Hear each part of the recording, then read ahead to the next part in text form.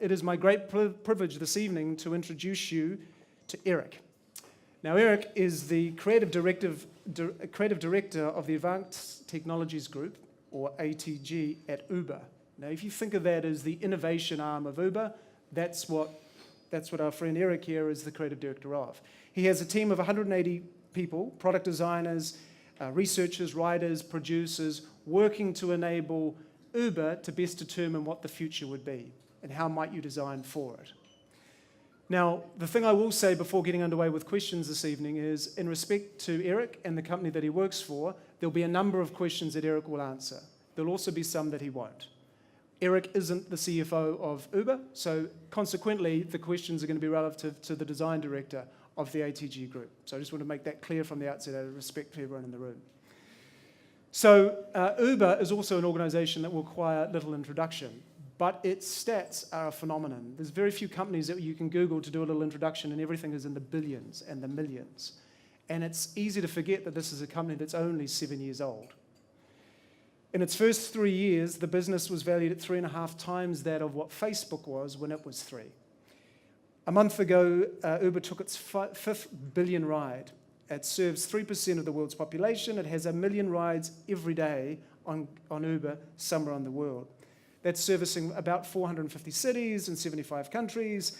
The business doubled last year. So on an incredible trajectory, and then it doubles. It had revenues last year of $6.5 billion. In every sense of the word, this company is an enigma. And so, Erik, wonderful to have you here this evening. Thank you very much. It's actually 10 million a day. There we go. And 660 cities. There we are. So this was yesterday's data. That's how quickly this company grows. And that probably changed from last week. That's right. Like, we always put a little plus next to those numbers because it probably just changed since I just told you right now. That's right. It keeps getting bigger. We'll check the stats at the end of this talk and we'll see where we're at then. So let's start with, how do you possibly land a job as head of design at one of the world's most disruptive businesses in its most disruptive area? How does that happen? I love that question. I used to own a creative shop that I started and ran this business in Chicago. I did that for about 5 years. We sort of operated in a whole bunch of different modalities of design, both very, very technical, but also very, very creative, sometimes in the product world, sometimes in the data world, sometimes in the marketing world. So got a really broad exposure to a whole bunch of different clients and products.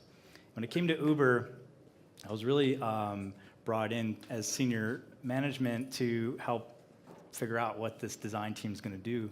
But obviously, I was really drawn towards the advanced technology group. So in a way, Uber's kind of unique that way. We're still figuring it out, and that was part of what drew me to it. So I guess I didn't really land the job as much as I just took the job because I thought I could make a difference there, and when I started doing it, people seemed to like it. So now I'm doing it. Now you're doing it.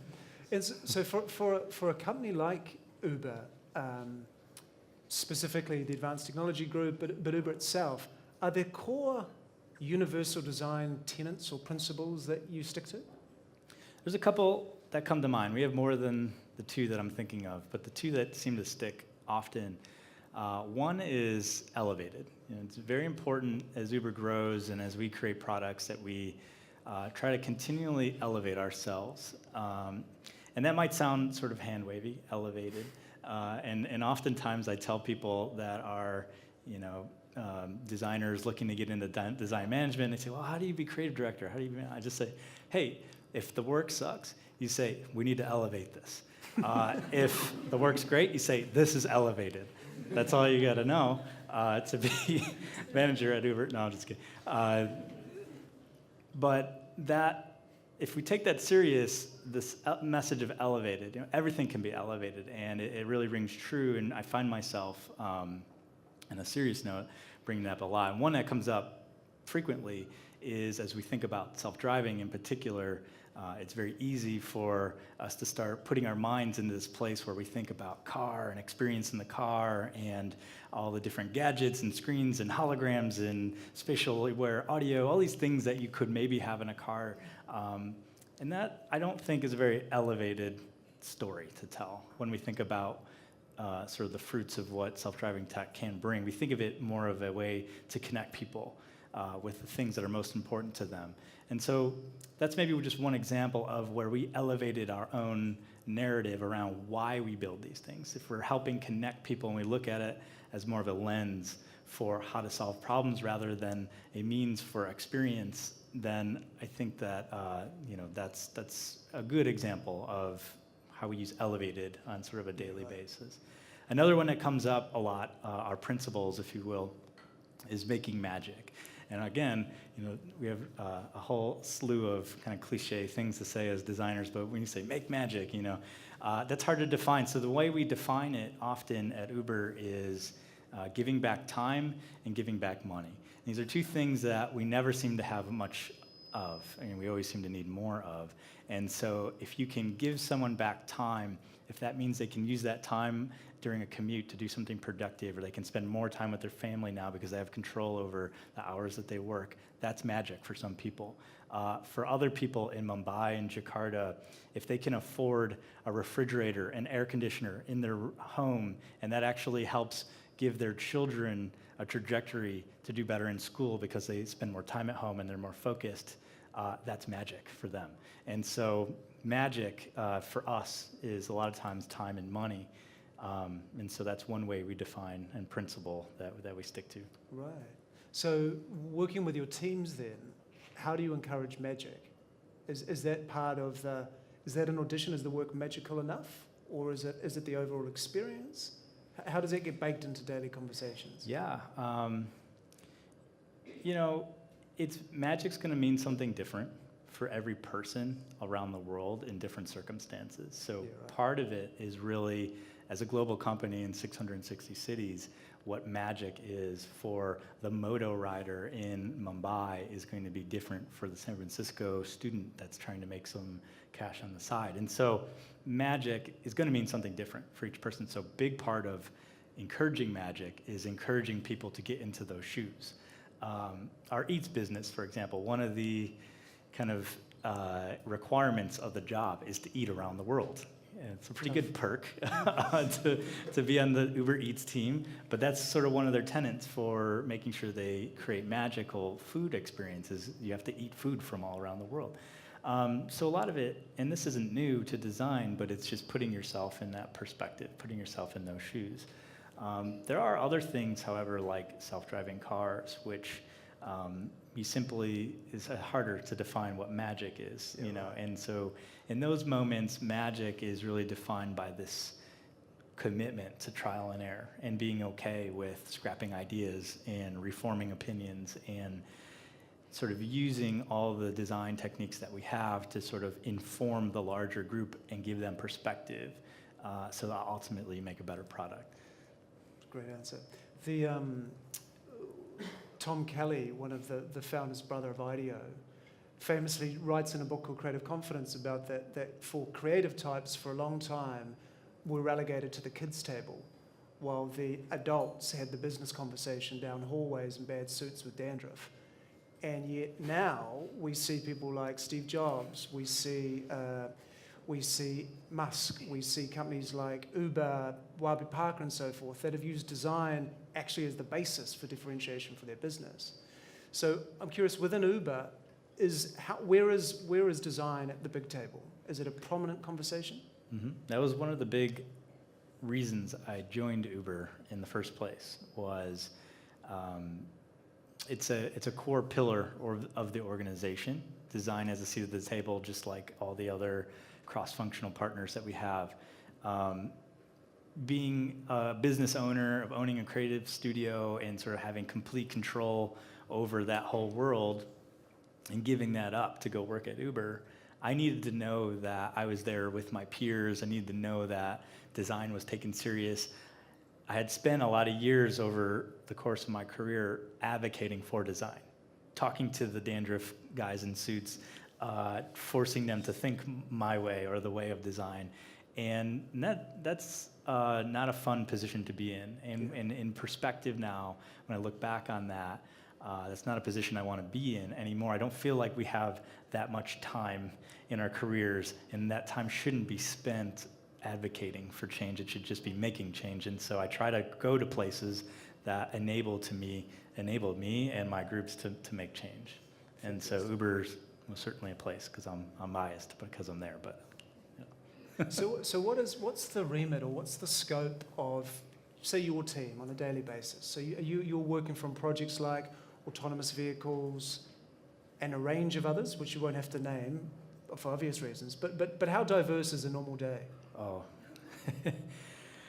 it's great. I always, when I was a student, I had this really awesome guest speaker come to one of my computer science classes. And he was from an options trading firm. He had started an options trading firm. And he told me, or he told the class anyway, that, for him, and the reason why he does what he does is because, and they did algorithmic trading, by the way. They used computers to trade stocks on options in and out of positions very quickly and make money on these very micro-sized trades. And they do it thousands of times a second, and ultimately that helped them be really, really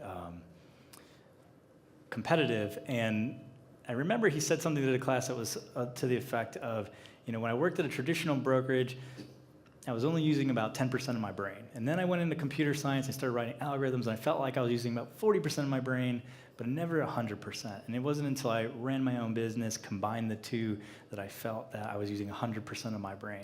And I told myself, I only want to use 100% of my brain. I want to go somewhere in either whether I make this business myself or work in a company where I can use 100% of my brain all the time. And so in any given day, we look at machine learning, which may sound dull, but it's actually quite exciting. We look at autonomous cars. And when you think about autonomous cars, the first thing that comes to mind, the lens that we look at it at, is the experience of, getting a car. How does it come to you? How do you get in that car? What happens when you're inside that car? So there's the experience design, the human experience design. But the sort of byproduct of that, it's also fascinating, is we call it the robot experience, which is how our machines need to be designed and how we make a good environment and experience for the machines, which sounds kind of bizarre. But these cars need really good maps. They need really good artificial intelligence. They need really good deep learning models that can recognize street signs from 200 feet away and know that it's a one-way or a stop sign or a turning signal or a dog walking sign. All these things have slight variances, and we have to know all those things. And so sort of the challenges and tools that come along with making sure we make good high-quality maps so the cars know where they're going, that we're using good high-quality data so that the cars can make good decisions, and then also the experience we have as humans in those cars so that, I guess what I'm saying is it's never dull. There's a lot of aspects to advanced technologies that aren't always sort of the obvious design points that we think about. Because when you do look to the future for Uber, or specifically the ATG group, some of the recent readings on Uber have said it's no longer just a ride-sharing organization. And it's not in the business necessarily of transportation, and it might be in the business of logistics. How stretchy is the remit for an Uber? I think we'll find out. I don't think there's a theoretical limit right now. But to put it in perspective, we have this core, right? We have Uber and its core business and this network that we've built up, this really robust ride-sharing network. And just to give you an idea of that, sort of the power of that network, and when we spun off Eats, which is the food delivery service, that business is in the billions within a matter of 2 years, less than 2 years. And I don't know of any company that has gotten that big that fast, and that's sort of a byproduct of Uber, right? All building off that huge infrastructure that we've created. Now we look at freight and long-haul deliveries. This is an industry that's super ripe for disruption. Some of the stories that you hear about how freight operates today, we laugh sometimes about some businesses still operating on pen and pencil. They most certainly are this kind of world where it's done on favors and personal relationships, and drivers may drop off a load at a facility, but just because of circumstance or bad timing, they may wait there a whole day and not get home to their families. And that's the expectation. That's how they expect to operate. And there's so much low-hanging fruit there to disrupt. If we can capture, and for Uber, it's really about the driver there. We want to make that scenario a lot better. But if we can capture maybe just 1% of that world, freight by itself is bigger than our entire ride-sharing business, just 1%. And so, our investments in self-driving, not being necessarily a strong product that we may see in the future, but more of a investment in how we may evolve other products. So if those trucks are shipping and it's automatic, or those deliveries of food are actually timed in a way that come with our self-driving car, so you could pick up your food on the way to your home and you never even saw a driver. All these things kind of play into each other, right? And they open doors for each other. So I think some of the investments we make are force multipliers, like self-driving. Other ones are strategic opportunities for the market, like freight. Well, let's then go to Wired Magazine's headline saying that Uber sees flying cars by 2020. Now, that's not the Jetsons, because actually the article goes on to say that if anyone could do it, it's going to be Uber that could do it. Now, is that a pipe dream, or that's a product, a project? So that's called Uber Elevate. I'm not kidding. That's the name of the group. I'm surprised you all laugh at that. So, funny story, when I first joined Uber, the first time I sat around sort of the design leadership table, we started talking about flying cars. And I went home and I told my parents, like, we talked about flying cars today. Like, as if it was some magical thing, and it was serious. Well, it turns out that that's every day, right? That's an everyday conversation. It's not weird. In the same way that walking down the street in San Francisco, it's not weird to see, maybe 4 or 5 self-driving cars at any given time, on any given day. So San Francisco really does kind of operate in a little bit of a different time bubble, I think, than some of the other places. But flying cars are interesting.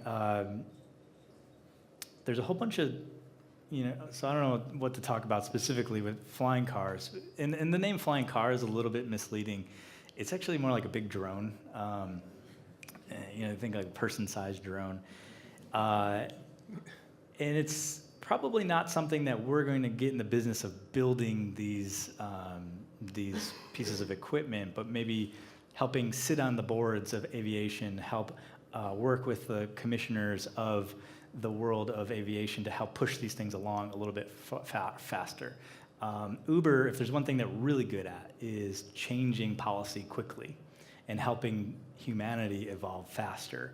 And we did that by rewriting laws for taxis and ride-sharing in general, and constantly going into new markets and running up against laws that are preventing us from delivering technology that are actually going to help make people's lives a little bit easier. And so we have to rewrite those laws.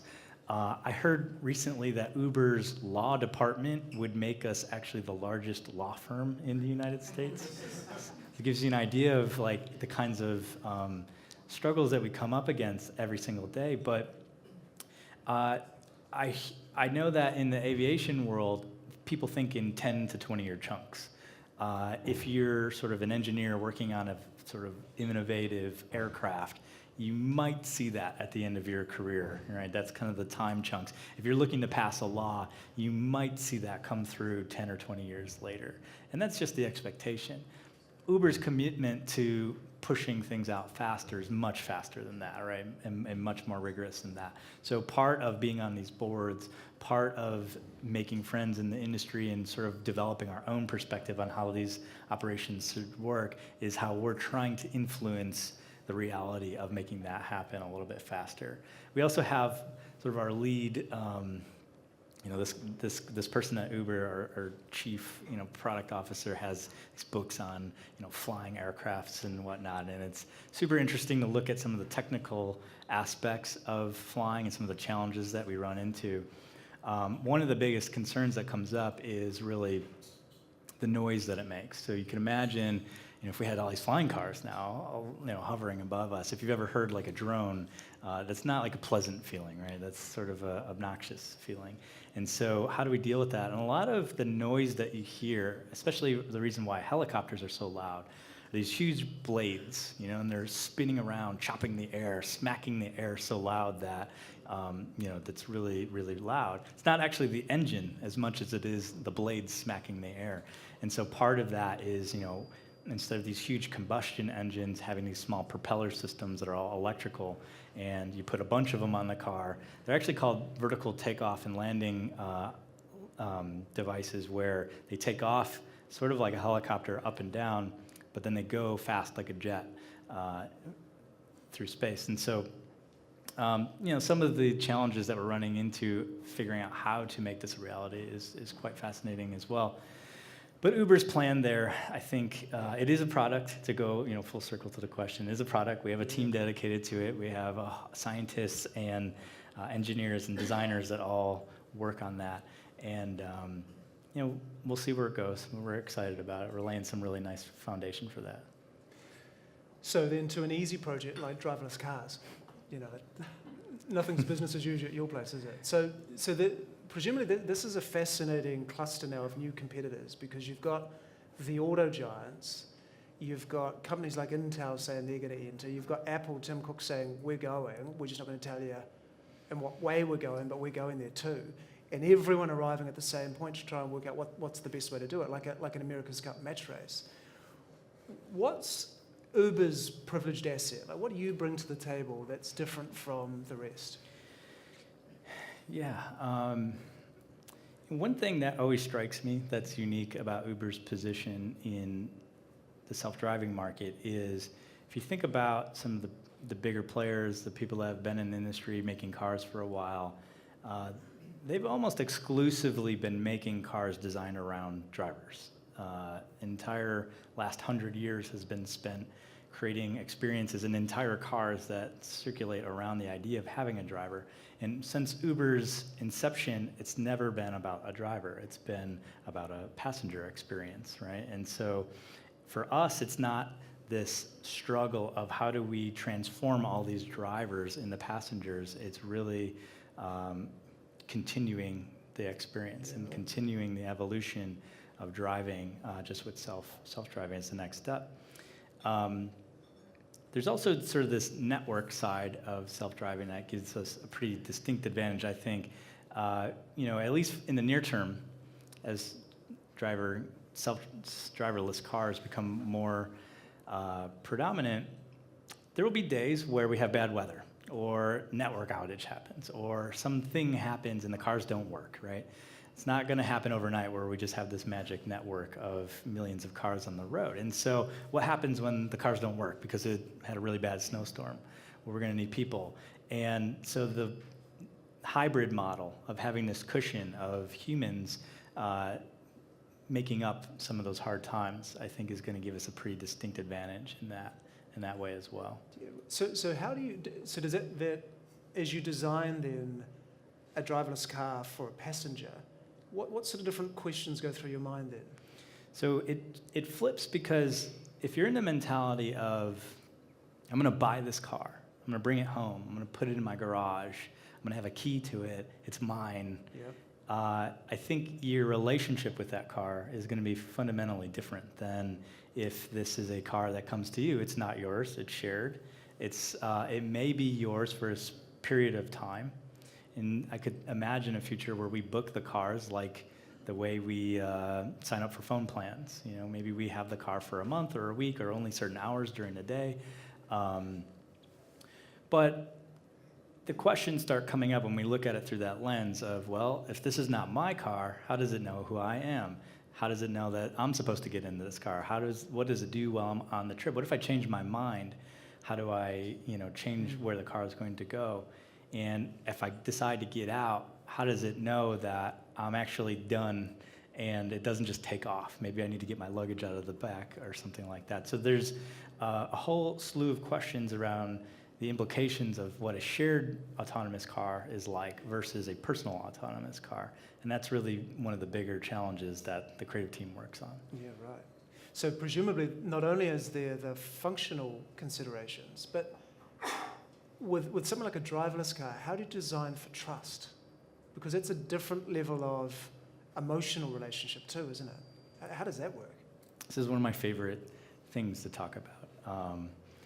Because we're on this journey right now. We have these very distinct moments. If you call for a driverless car right now, if we were in Pittsburgh, where we have a few of those running around, it'll come and you'll be disappointed because when you get in, there'll be two drivers there. And so it's not really a driverless car when you have two drivers. Although the cars drive themselves, we have these safety drivers. And that's for anybody doing self-driving. That's not just Uber. But anybody is going to have safety drivers in these cars right now. And their job is to ensure that the car is reacting to real-world situations the way we expect them to. But soon enough, one of those drivers will go away. So you maybe only have one. And your relationship with that car and your trust with that car, maybe it's not that much different than the trust you have with your car now. But you remove one of those drivers and all of a sudden things become a little more heightened. And when a bus goes by or a kid in a scooter comes through, you're going to want to know that car sees the same thing that you see and is thinking the same things you're thinking. And then when you take that last driver out, now it's just you in the car. And so your trust level with the car is going to evolve on this journey. And now, equally as important as the surfaces are inside becomes the surfaces outside of how's the car communicating to those around it and to those in it. And so our relationship and the amount that we trust these cars will evolve every kind of milestone that we hit. Yeah, of course. So some of the questions now coming through about particularly driverless cars, things like storage and parking. What's the ramification for a city that has significantly more driverless cars than driving cars? So one of the sort of staggering stats that we always hear about cars today is for every one car, there's 8 parking spots, and that's for any major city. One car, 8 spots. 8 spots for one car. So we have entire concrete buildings designed to store just these cars. We have these entire concrete, systems set up for storing cars. Pretty elaborate. And so we just can't help but imagine how we'll see that space transform as self-driving cars and shared self-driving cars become more predominant. We're already starting to see people speculate at buying parking garages and turning them into co-working spaces, and certain trends like that happening. And just really giving back to those cities, beautifying those cities with more parks and more green space is super exciting. So yeah, I think it's pretty transformative from a city perspective. You shared a story earlier about, which I would never have connected the dots, poverty and access to this public transportation thing. Do you mind sharing that? Yeah. Part of working at Uber, you hear when everything's in the billions and trillions, there's this weird byproduct of hearing all these stats that it's hard to wrap your mind around. But one of them that we hear is one of the strongest indicators, the strongest indicator for a child making their way out of poverty, up sort of a social economic ladder, is the proximity in which they are to a public transportation hub. And so, in other words, if you live close to public transit, you're likely to have access to more schooling, more education, more opportunity. And so your likelihood of coming out of poverty is much higher than if you live 2, 3, even 4 miles away from these public hotspots. And so one of the most utilitarian ways, probably one of the ways you'll see self-driving technology hit the world first, I would think, and this isn't just Uber, but all self-driving, are these sort of very utilitarian routes that extend public transit. And these are sort of predefined routes and very slow-moving, box-on-wheels kinds of things where they're autonomously taking people those 2, 3, 4 miles. And the benefits that populations would reap from that are significant. So that's even a very pragmatic way of getting self-driving technology out there and helping people feel more comfortable with it. If a core tenet of great design is empathy and walking in the shoes of users, how do you, for a project like flying cars, or more specifically even driving cars, how do you get enough scale of walking in the shoes of a service that at the moment doesn't exist other than storyboards and versions of? Are you getting enough input to be able to say, we really get this, or are we at the early stage of testing? So I have a theory on this. And I think it's actually a question of design process. You know, when we go to school and we learn about design process and we look at some of the sort of leading thinking there around design thinking and some of the frameworks that companies like IDEO and other folks have put out there, a lot of that helps you arrive at a good product, right? These design thinking methods, these creative processes that we follow, they help you arrive at a good product.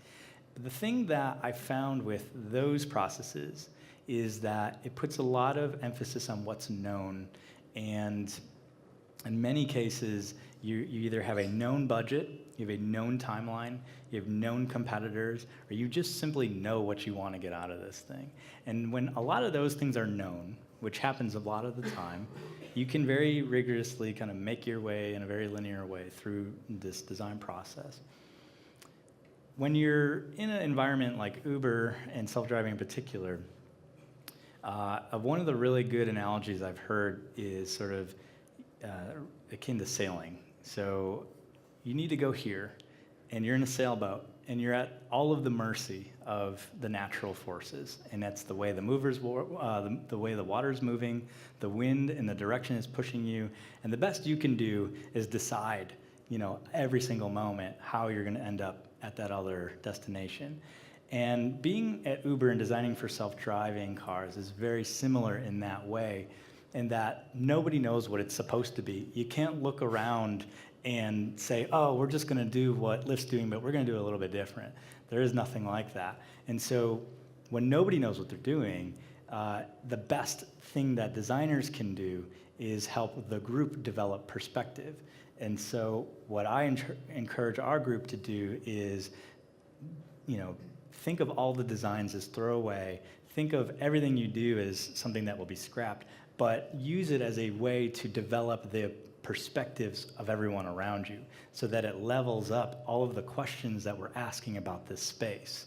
And that advances the whole group forward so that we ask better questions faster and earlier. And ultimately, we arrive at a product then that is developed based on perspective rather than guessing. And you do that just through rigorous failing and trying over and, you know, iteration. So, you know, just a different mentality of designing in an environment where you don't have a lot of knowns and you're making decisions in rapid fire. And because of that, what degree of secrecy, which we presume is large, and or collaboration, which we might not think is taking place, are happening between the big competitors? Are you swapping stories? Are there shared sessions, shared learnings? Not really. And part of it's intentional because there's a lot of pride in wanting to solve the problem. We don't want to see what Google's doing and sort of have that taint our progress or our perspective on this thing. You know, there's a lot of pride amongst the group to solve it for ourselves. And so a lot of us even, you know, sometimes put up a blinders, for better or worse, marching towards the thing that we're all trying to make. We're trying to shape that transportation in the way that we think is right. So for someone like yourself and your team that is oscillating between flying cars and driverless cars and any other number of projects, where's your design hit? Are there icons of design you look to? Are there brands that you navigate to or from? Where does inspiration come from? One of the places I look to, and this is varied throughout the team, but I often look to film production as a means of inspiration for two reasons. One, I have a background in services, so I was in agency life for a long time. We did some product work, and now I'm full product side. And those two worlds are often different. And the reason I look to film for a lot of inspiration is just, storytelling, cinematic framing, painting narratives, story arcs, how to find those moments where you really capture a thought or deliver an idea. And so much of it is the storytelling, so much is the emotion, so much is the perspective or decisions, around when you decide to show something or not show something. And I find that really fascinating, the amount of craft that goes into film production, composing of shots, and how you can tell these stories really compelling. Part of that is because in the services world, you're kind of only as good as your best story, and people are going to hire you based on how compelling of a story you can tell. So over the years, that was a part of survival. But now I find that to be actually a really critical skill in product development and helping influence the bigger teams. But the other way I find film production pretty inspiring is when the script is done and they say, okay, we're going to produce this movie. Amazing amount of people can come together in a very short period of time and just execute that thing. And everyone knows what they're doing, everyone works together, and they work to make that thing come to life.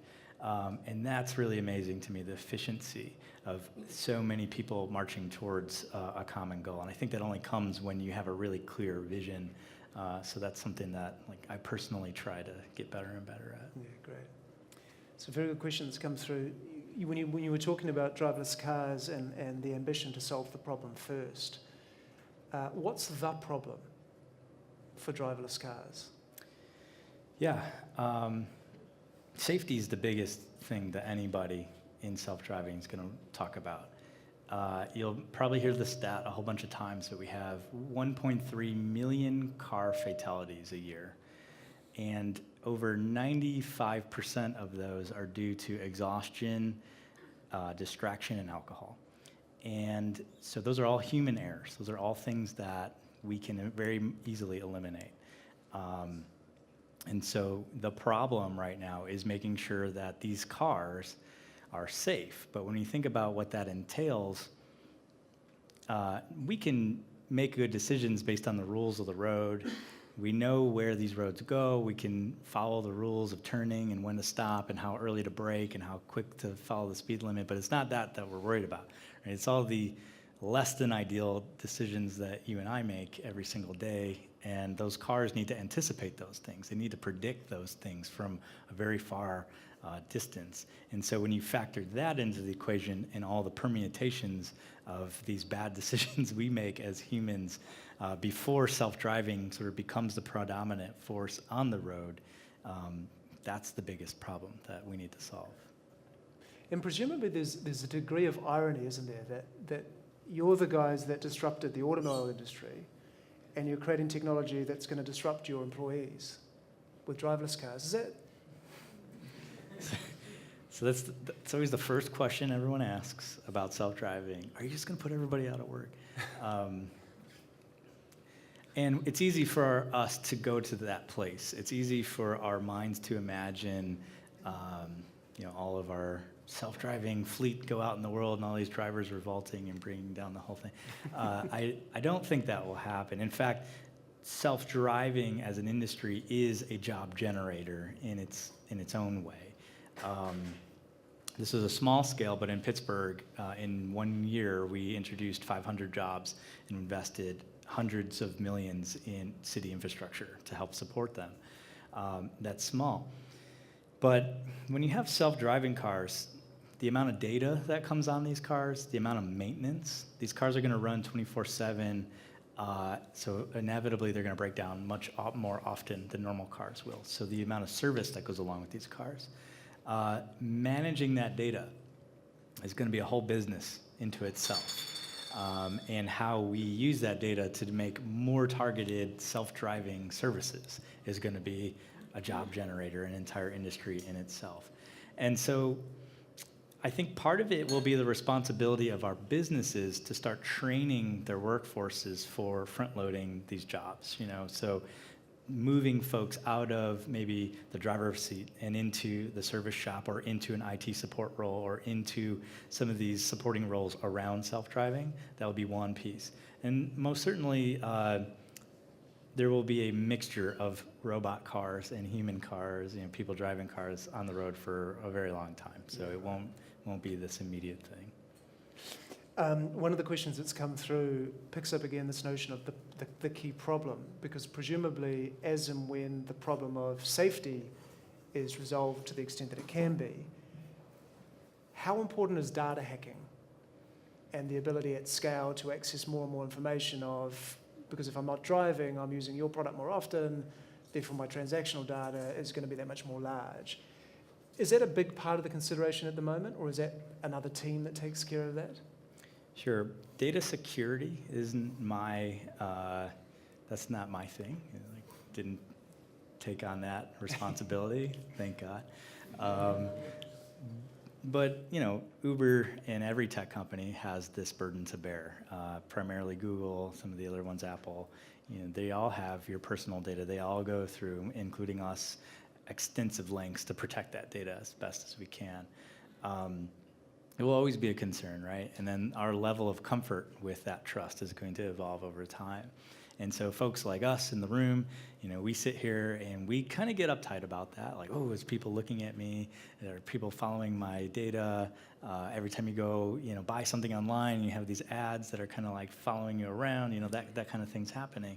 And so we get uptight about that. But then I think about my daughter, she's 2.5, kids that are in the 4 or 5 year range, and will they feel that same way? When we're holding on to sort of a previous version of life where this is all new for us, and so this idea, this tension that we feel is largely because we're hanging on to a past that we all know.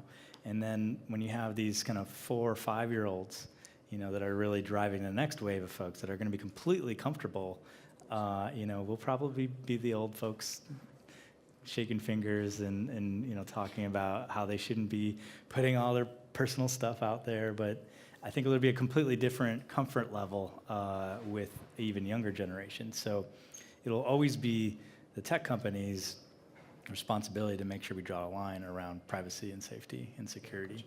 But yeah, I don't work on that specifically. So do you, and I know this is a crystal ball gaze, but your crystal ball gaze is going to be better than most. I've got a 5-year-old daughter, and we were told that she'll never learn to drive. She won't need to drive because we'll be at scale in 11 years' time that's possibly no longer a reality. What's your view on that? So I definitely don't want to promise timelines because I probably won't have a job if I come home. Might have to stay here in New Zealand. But I talk about this a lot, and this is something I hope for. My daughter's 2.5. When she has a family, I suspect they'll be telling stories about how humans used to drive these huge hunks of metals around with their hands and their eyes, and it sounds super reckless, right? By comparison, and I think that's ultimately where we'll go. Yeah, right. Okay. For those in the room that are designers, budding designers, looking to head into design, if you were to give a piece of advice as if it was your daughter you were giving that advice to, how do you best future-proof your ability to design as a designer into this world of rapid change that we're going into? Yeah. I think for me, I made a choice, and this is my own personal anecdote. I've realized that giving people advice isn't always a smart thing to do, so I rather change that to, instead of misguiding this whole room of people, just kind of telling my own personal story. Sometimes that works out better, but I made a choice somewhere along the line that instead of becoming an expert illustrator or an expert experience designer, expert interaction designer or motion designer or data designer or any of the other disciplines of design that are in this space, I decided that my best asset will be my ability to learn new things. And so I pride myself on how quickly I can pick up something new and make something competent. And whether that's a new technology or a new style of design or a new mode of thinking about design processes or leadership or structuring an organization, I believe that my ability to learn new things as fast as possible has always been the thing that I've sort of betted on the most. And I would say that anybody coming into this world now, that's not a bad bet to make, because things change so rapidly. Keeping up with it is a skill within itself. Yeah, right. Your experience working with your team and designing products for, or services experience for less developed countries. So either in your agency experience or your current job, how different has been the adoption of design products in developed countries as opposed to emerging? Maybe rephrase that a little bit. I'm not sure what the question is. So if you're developing a product for a Manhattan versus Mumbai, in terms of its distribution, its income, its wealth, its understanding of products, how much thinking will go into how do you localize your design solutions as opposed to a universal play and roll it out? Sure. So I can talk about how Uber does this. And I don't know that this is the way to do it, but this is how we do it, and I think we're doing okay. Although if you go to those places and ask, everyone always has opinions on how it can be better. In fact, when I came here, and I was giving my passport to the customs guy, I got about a 10-minute spiel on how Uber can be better in New Zealand, so thanks for that. Who's here tonight? No, and that's common, and you know, the thing to remember is we're a 7-year-old company. Of course, we don't have it right. You know, it's hard to forget. It's easy to forget sometimes just how quickly we've gotten to where we are. So we build a core product. We design for markets that we are most familiar with, and that's pretty common for a US-based company. We're going to optimize for big cities where we know the most about them, and we understand the behaviors the best. Then what we've done, now I wouldn't say this is the right way in perspective, but what we've done is we put those products in other countries, and we watch really closely what happens and look at all the ways it doesn't make sense. And some of the most enlightening epiphanies that you have is not necessarily like, you know, the copy doesn't make sense, or the words or the flows don't make sense, which happens, but some of the cultural artifacts that you miss out on. And in sort of China, when we were there, for example, this idea of red envelopes and showing respect, you know, this is a whole thing that was happening in ride sharing that we weren't aware of. It wasn't until we brought our product there and saw what a big gap there was between that market and what is happening in the United States that we started designing for some of those services. And so, you know, Moto, for example, and designing a product that is going to work on a motorcycle versus a car in San Francisco, but now a motorcycle that's going to be riding along dirt roads, sometimes not even defined roads, in rain, you know, covered in a plastic bag because that's how they keep their phones safe, and trying to interact with it and read it while they're riding on a motorcycle. That's pretty different, so I'm not surprised that the Uber app didn't work so great for them, right? But we go there, and we go there regularly and rigorously, and we put research folks there. We have this amazing anecdote and story about researchers at Uber. One, you know, and this is bizarre, you know, you hear these bizarre things all the time, but there are motorcycle gangs that have sort of developed around different ride-sharing applications in different countries. And so there's a motorcycle gang that protects Uber and almost like runs other motorcycle people off the road because they're not driving with Uber. So they're very much for Uber. And one of our researchers, to sort of better design for them, joined the gang undercover. And so spent like 6 months of time kind of like going up the ranks, making relationships to understand the mentality. And so like, that's kind of what it's like to be at Uber sometimes. You got to like really, really understand that problem from all the different levels of perspective. So yeah, I don't know if that answers the questions of how you do it, but I don't think there's really a clear answer on how to do it. And I think what's exciting is the journey that you go on as you're learning, because that's really where the most work happens. We're very close to running to time, so last couple of questions. If curiosity is another key tenet of design, as you look down the pipe of what's coming up, what are you most curious about next? That's a good one. I'm curious how quickly we will accept self-driving technology. Because if you ask some folks, I'm never going to trust the machine to drive me around, and it's this, very stiff reaction to this kind of technology. On the other hand, you have folks that have autopilot and Teslas that are trusting the car so much that they're falling asleep or shaving on their way to work, right? And we've already seen a whole bunch of that. So you have one camp that overly trusts these cars and want to accept them and bake them into our lives right now. And I'm actually more worried about those people because, I don't know that anybody should overtrust this technology just yet. And then you have the other side of the camp that's really rigid on what they're willing to accept. And I'm just very curious as a whole where we'll net out and how long that will take for society to accept this. I think policy will accept this. I think infrastructure will change. The technology will mature. The cars will become ready. But then there's the question of where do we stand as culture, as people, and our perspective on that? Are we going to let it right into our lives? Or are we going to sort of keep it at bay for a little bit? Are we going to see how it works out in sort of these limited fashion? Or are we just going to jump right in and take it? I don't know. Fantastic. I'm getting the signal to say, unfortunately, that's a wrap.